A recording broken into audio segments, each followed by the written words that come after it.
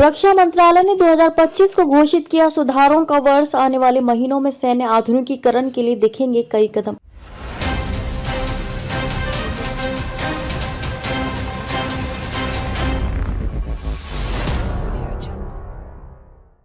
भारत ने बुधवार को 2025 को ईयर ऑफ डिफेंस रिफॉर्म्स यानी कि सुरक्षा सुधारों का साल घोषित किया है और कहा कि इसका उद्देश्य सेना के तीन अंगों के बीच तालमेल बढ़ाने के लिए एकीकृत सैन्य कमान शुरू करना और सेना को तकनीकी रूप से उन्नत और युद्ध के लिए तैयार बल में बदलना है। रक्षा मंत्री राजनाथ सिंह ने कहा कि ये सुधार देश की रक्षा तैयारियों में अभूतपूर्व प्रगति की नींव रखेंगे और 21वीं सदी की चुनौतियों के बीच भारत की सुरक्षा और संप्रभुता सुनिश्चित करेंगे। रक्षा मंत्रालय ने जिन सुधारों की योजना बनाई है उनका व्यापक उद्देश्य रक्षा अधिग्रहण प्रक्रियाओं को सरल और समयबद्ध बनाना, प्रमुख हितधारकों के बीच गहन सहयोग सुनिश्चित करना, बाधाओं को दूर करना, अक्षमताओं को समाप्त करना और संसाधनों का अधिक से अधिक उपयोग करना है। अहम है एकीकृत सैन्य कमान मॉडल। सैन्य कमान को लेकर रक्षा मंत्रालय की ये योजना इसलिए अहम है क्योंकि इससे 2025 में सुधार उपायों को लागू करने की योजना का संकेत मिलता है। एकीकृत सैन्य कमान मॉडल के तहत सरकार सेना, वायुसेना और नौसेना की क्षमताओं को एकीकृत करना चाहती है और युद्ध और अभियानों के दौरान उनके संसाधनों का अधिक से अधिक उपयोग करना चाहती है। एकीकृत सैन्य कमान योजना के अनुसार प्रत्येक सैन्य कमान में सेना, नौसेना और वायुसेना की इकाइयां होंगी और ये सभी एक विशिष्ट भौगोलिक क्षेत्र में सुरक्षा चुनौतियों को देखते हुए एक इकाई के रूप में काम करेंगी। वर्तमान में सेना, नौसेना और वायुसेना के अलग अलग कमान हैं।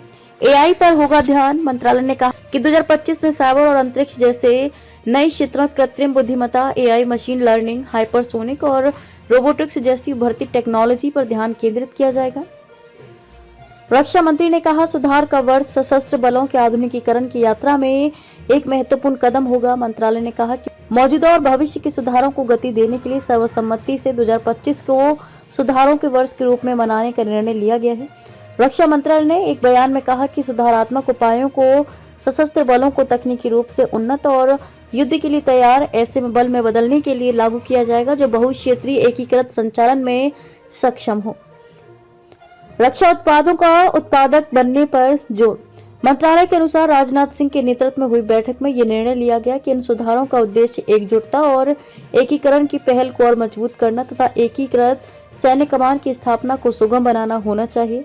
इस बात पर सहमति बनी कि भविष्य में संभावित युद्धों को जीतने के लिए आवश्यक रणनीति, तकनीक और प्रक्रियाएं भी विकसित की जानी चाहिए।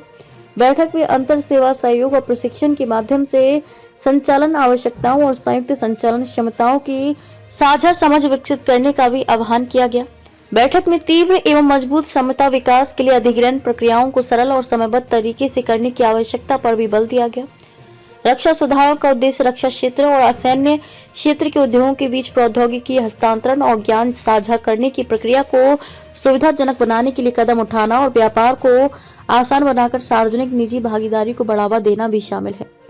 बैठक में रक्षा तंत्र में विभिन्न हितधारकों के बीच सहयोग पर ध्यान केंद्रित करने और विभागों के बीच विभाजन को सीमित करने की आवश्यकता को भी रेखांकित किया गया।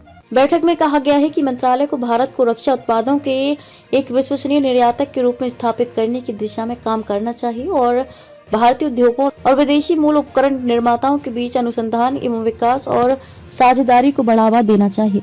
बैठक में भारतीय संस्कृति और विचारों के प्रति गौरव की भावना पैदा करने, स्वदेशी क्षमताओं के माध्यम से वैश्विक मानकों को प्राप्त करने में विश्वास को बढ़ावा देने और देश की परिस्थितियों के अनुकूल आधुनिक सेनाओं से सर्वोत्तम प्रथाओं को अपनाने पर भी जोर दिया गया।